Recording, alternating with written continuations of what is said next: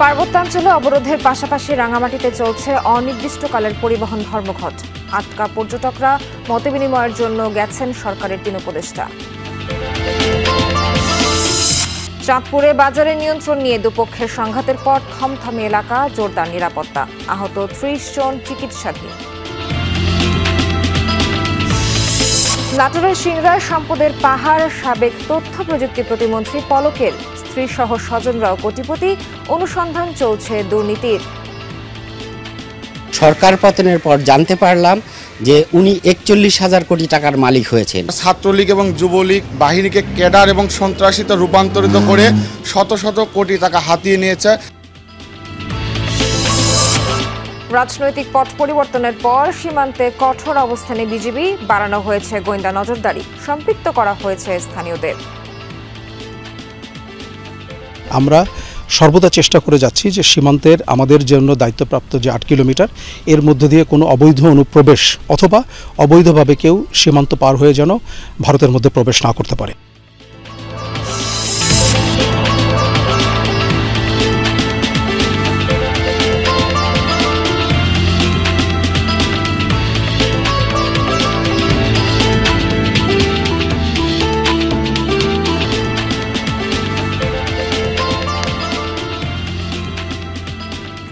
স্বাগত সবাইকে, আমন্ত্রণ সংবাদ সারা দেশে। এতক্ষণ শিরোনাম দেখছিলেন, বিস্তারিত খবর নিয়ে সঙ্গে আছি নাবিলা সোহার।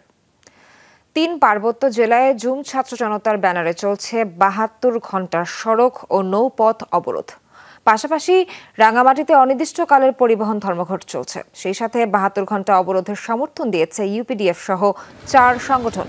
খাগড়াছড়িতে সকাল থেকে বন্ধ রয়েছে গণপরিবহন চলাচল, ছাড়ছে না দূরপাল্লার বাসও। জেলা শহরে সীমিত পরিসরে ৩ চাকার বাহন চলছে।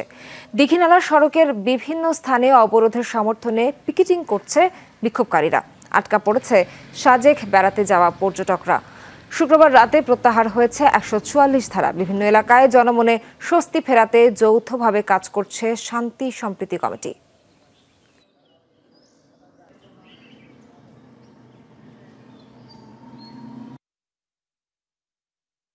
ওদের কারণে আমরা গাড়ির কষ্ট হয়ে আছে, গাড়ি চলতেছে না, ব্রিটিশ টিটিশ সব ভেঙে ফেলছে। আমাদের খাগড়াছড়ি সাজেক কাউন্টার থেকে এখন পর্যন্ত কোনো গাড়ি ছেড়ে যায় নাই। যদি প্রশাসনের সর্বোচ্চ নিরাপত্তা প্রদান করে আমরা গাড়ি চাইতে ইচ্ছুক আছি। কাউন্টারে যাইতেছি বলতেছে ওনারা যে সাজেক যাইব না, সেনাবাহিনী নাকি ওনাদেরকে বাধা দিচ্ছে, যে নিষিদ্ধ করতে আর কি যাওয়া যাইব না। রাঙামাটিতে অবরোধের কারণে বন্ধ যানবাহন চলাচল, পাশাপাশি গাড়িতে অগ্নিসংযোগের প্রতিবাদে মালিক শ্রমিকদের ডাকে অনির্দিষ্টকালের পরিবহন ধর্মঘট চলছে। এতে ভোগান্তিতে যাত্রীরা। জেলা সদরে প্রশাসনের জারি করা ১৪৪ ধারা অব্যাহত রয়েছে, তাই বন্ধ দোকানপাটও। জরুরি প্রয়োজন ছাড়া কেউ বের হচ্ছেন না। এদিকে পার্বত্যাঞ্চল সফরে গেছেন সরকারের উচ্চ পর্যায়ের প্রতিনিধি দল। তারা রাঙামাটি ও খাগড়াছড়িতে আইন শৃঙ্খলা বিষয়ক মতবিনিময় সভায় অংশ নেবেন। এ বিষয়ে আরও জানাতে রাঙামাটি থেকে যুক্ত হচ্ছেন সহকর্মী ফজলুর রহমান রাজন। সরকারের প্রতিনিধি দল তো পৌঁছেছেন, তাদের সফর সূচি সম্পর্কে আর কি তথ্য আছে জানাবেন? হ্যাঁ সোহান, একটু আগে আমাদের রাঙামাটিতে এসে পৌঁছেছেন সরকারের গঠিত উচ্চ পর্যায়ের প্রতিনিধি দল। এর মধ্যে রয়েছেন স্বরাষ্ট্র উপদেষ্টা, পার্বত্য চট্টগ্রাম বিষয়ক উপদেষ্টা এবং স্থানীয় সরকার বিষয়ক উপদেষ্টা। তারা ৩ জনে মাত্র এসে পৌঁছেছেন। প্রতিবাদ এখন এই সভা শুরু হচ্ছে। আমরা যতটুকু শুনেছি যে তারা বিভিন্ন ঘটনাস্থল পরিদর্শন করবে। পরিদর্শন শেষে তারা খাগড়াছড়ির উদ্দেশ্যে রাঙামাটি ত্যাগ করবেন। তারা এর মধ্যে রাজনৈতিক দলের নেতৃবৃন্দ, বিভিন্ন রাজনৈতিক দলের নেতৃবৃন্দ, আওয়ামী লীগ, জাতীয় পার্টি, জেএসএস, বিএনপি, জামাত রাজনৈতিক দলের নেতৃবৃন্দ এসে উপস্থিত হয়েছেন। তাদের সাথে এখন মত বিনিময় সভা করবেন। মত বিনিময় সভার মধ্যে আসলে সাংবাদিকদেরকে থাকতে দেওয়া হচ্ছে না। মত বিনিময় সভার পরে সাংবাদিকদের ব্রিফ করবেন বলে জানিয়েছেন আমাদের আয়োজকরা, জেলা প্রশাসন থেকে জানানো হয়েছে। প্রচার করা হচ্ছে। দেশের পাহাড়ি এলাকায় বহুমুখী ষড়যন্ত্র থেমে নেই। দেশকে অশান্ত করতে চলছে এসব ষড়যন্ত্র।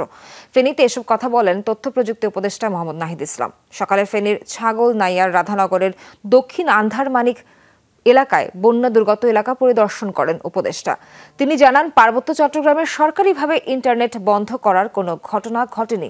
ইন্টারনেটের সামান্য সমস্যা হয়েছে, এটিকে ফুলিয়ে ফাঁপিয়ে প্রচার করা হচ্ছে। খাগড়াছড়ি রাঙামাটির ঘটনা রাষ্ট্র সর্বোচ্চ গুরুত্ব দিয়ে দেখছে বলেও জানান নাহিদ।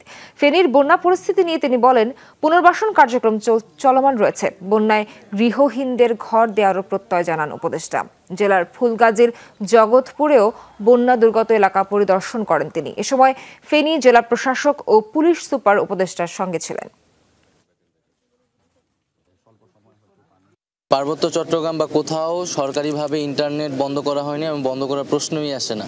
সেখানে বিচ্ছিন্নভাবে কয়েকটা জায়গায় কিছু সমস্যা হয়েছিল, সাময়িকভাবে কিছু জায়গায় কিছু বন্ধ ছিল এবং সেটাকে খুবই ফুলিয়ে ফেপে বলা হচ্ছে যে ইন্টারনেট বন্ধ হয়েছিল। এরকম কোনো নির্দেশনা হয় না এবং এরকম কোনো ঘটনাও ঘটে নাই। চাঁদপুরের হাজীগঞ্জ বাজারে নিয়ন্ত্রণ নিয়ে দুপক্ষের রক্তক্ষয়ী সংঘর্ষের পর থমথমে অবস্থা বিরাজ করছে। শুক্রবার রাত থেকেই জোরদার আছে নিরাপত্তা। সংঘর্ষে আহত অন্তত 30 জনকে বিভিন্ন হাসপাতালে চিকিৎসা দেওয়া হচ্ছে। তাদের মধ্যে গুরুতর আহত 3 জন কুমিল্লা মেডিকেল হাসপাতালে চিকিৎসাধীন। এর আগে শুক্রবার সন্ধ্যায় বাজারের আধিপত্য নিয়ে সংঘর্ষে জড়ায় টোরাগড় এলাকা ও সর্দার বাড়ি এলাকার লোকজন। চলে দেশীয় অস্ত্র নিয়ে ধাওয়া পাল্টা ধাওয়া। পরে আইনশৃঙ্খলা বাহিনী গিয়ে পরিস্থিতি নিয়ন্ত্রণে আনে।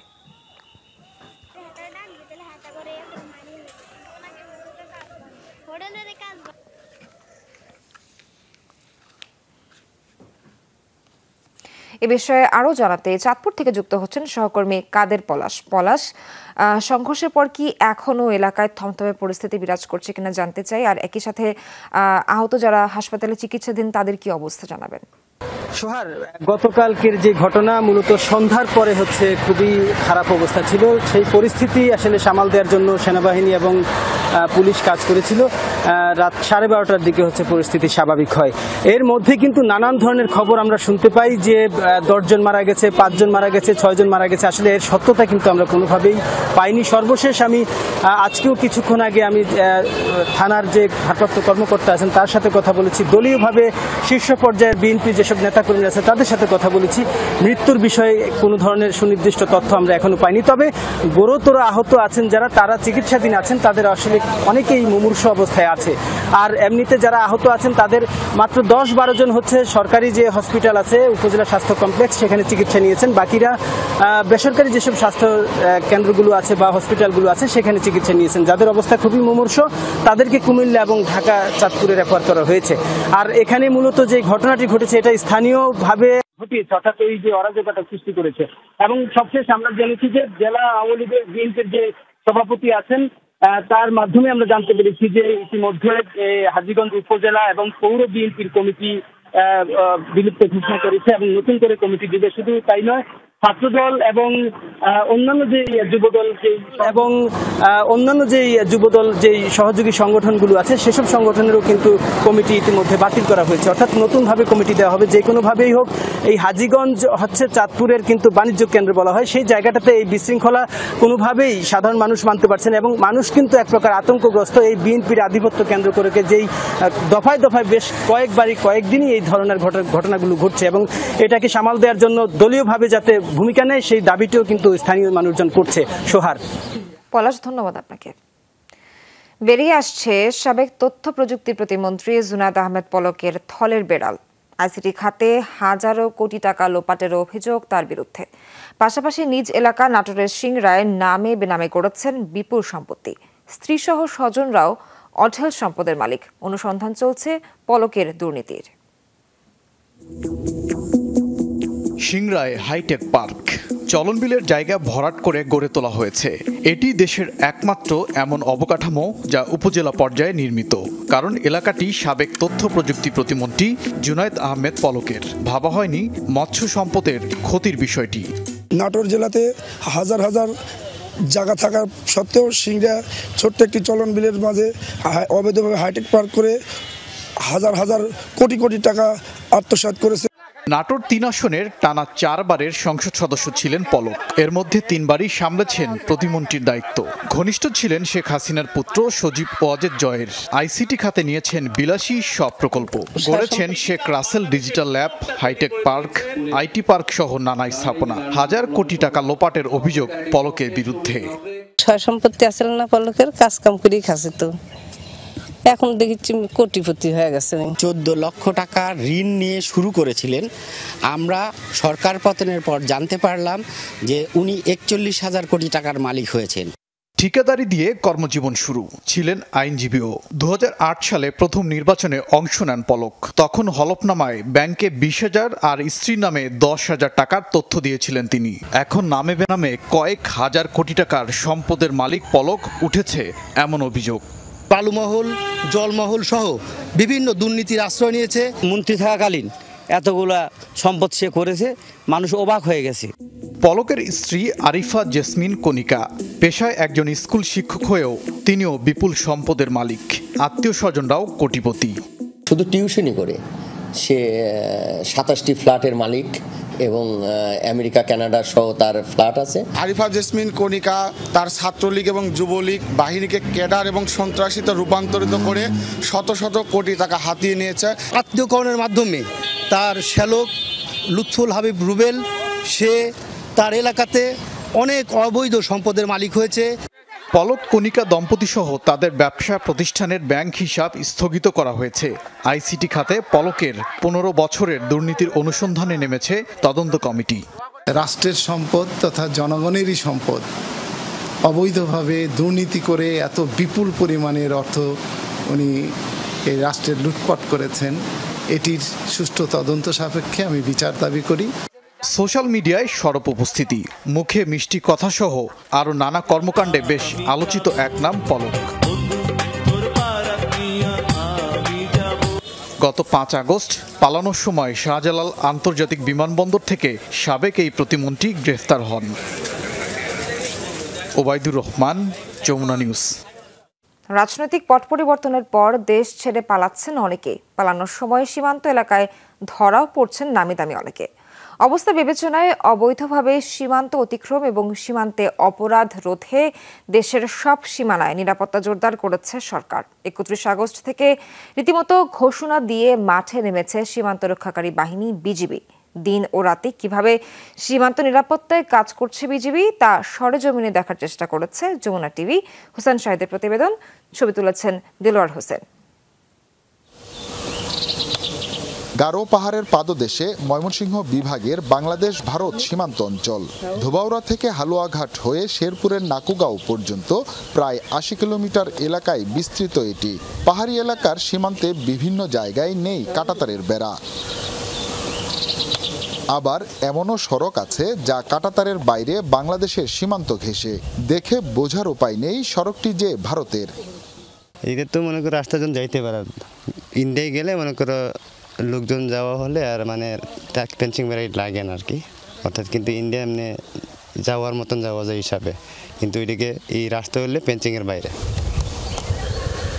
দেশে রাজনৈতিক পট পরিবর্তনের পর সীমান্তে এমন ঝুঁকিপূর্ণ এলাকাকে বিশেষ গুরুত্ব দিয়ে টহল বাড়িয়েছে বিজিবি।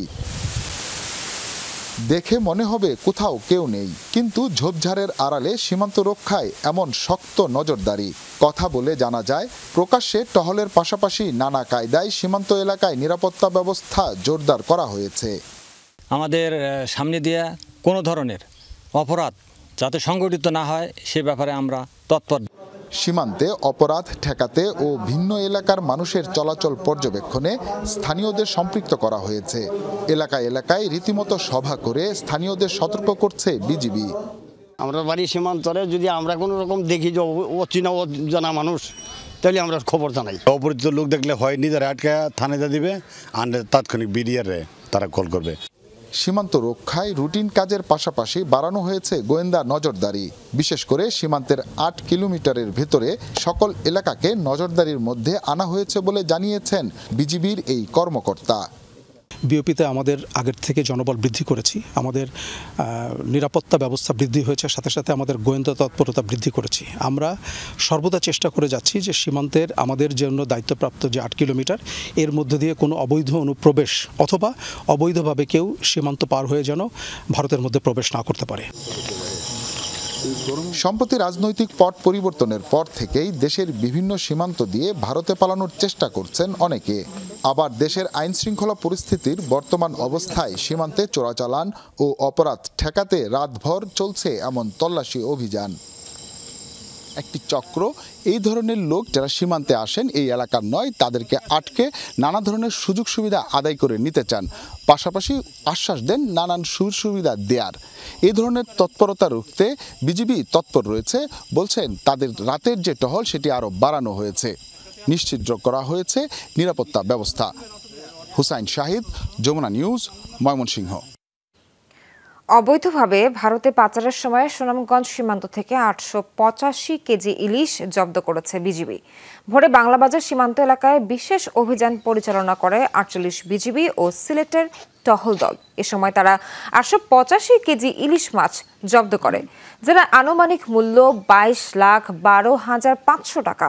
সিলেট 48 বিজিবি এর অধিনায়ক লেফটেন্যান্ট কর্নেল হাফিজুর রহমান জানান, জব্দকৃত ইলিশ মাছ স্থানীয় কাস্টমসে জমা করা হয়েছে।